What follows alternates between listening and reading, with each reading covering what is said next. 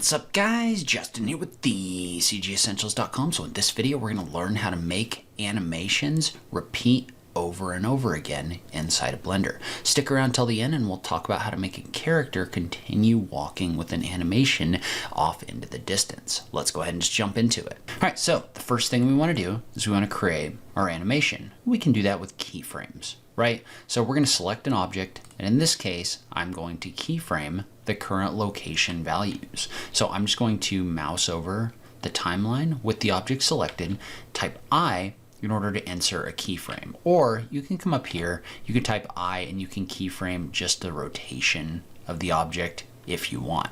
So in this case, we're going to keyframe the rotation here to 0.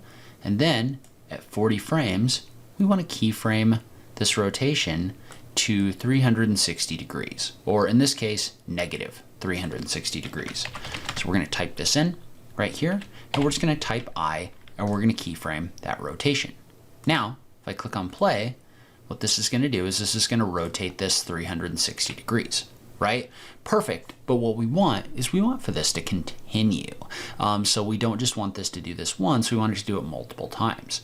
And so in order to do this, what you can do is you can jump into the graph editor. So we're going to go into the graph editor right here, and notice how there's a curve in here representing that movement, right? So this curve is basically a visual indicator of that movement right here. We're going to zoom out a little bit. Well, what I want to do is I want to select that movement, right? That's our 360 degree rotation, and I want to add a modifier to it. I can do that by typing Shift and E on my keyboard, and notice how there's an option in here for make cyclic.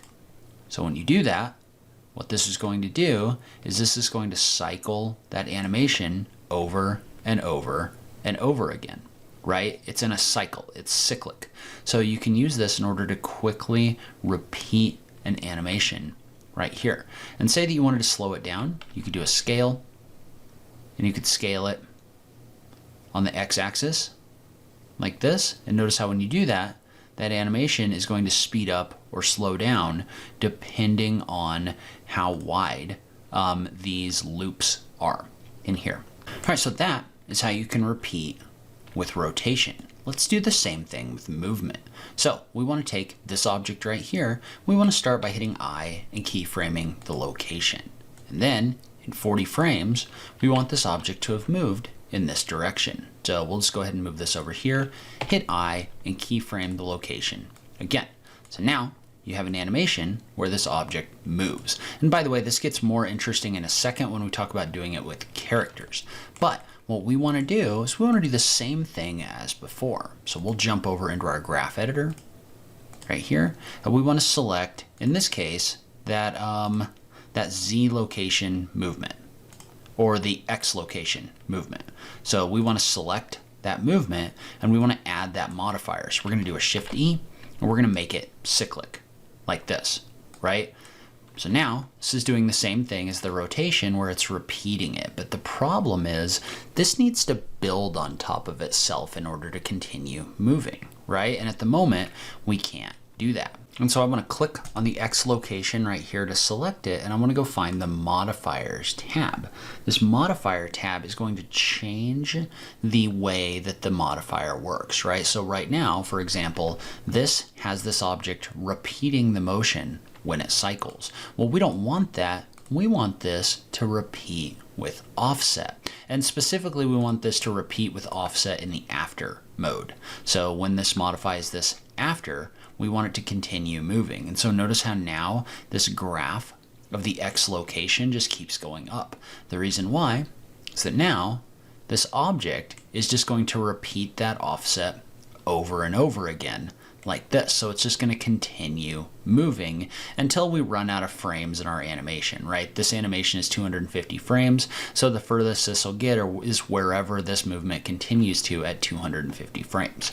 Now, this is something that we can do with characters as well. So this is a character that I downloaded from Mixamo, and we'll jump back into the timeline real quick. But this character basically has a movement in here that goes until about 120 frames. And what we want is we want that movement to continue just like we did with the rotation before. So we can go back into the graph editor right here.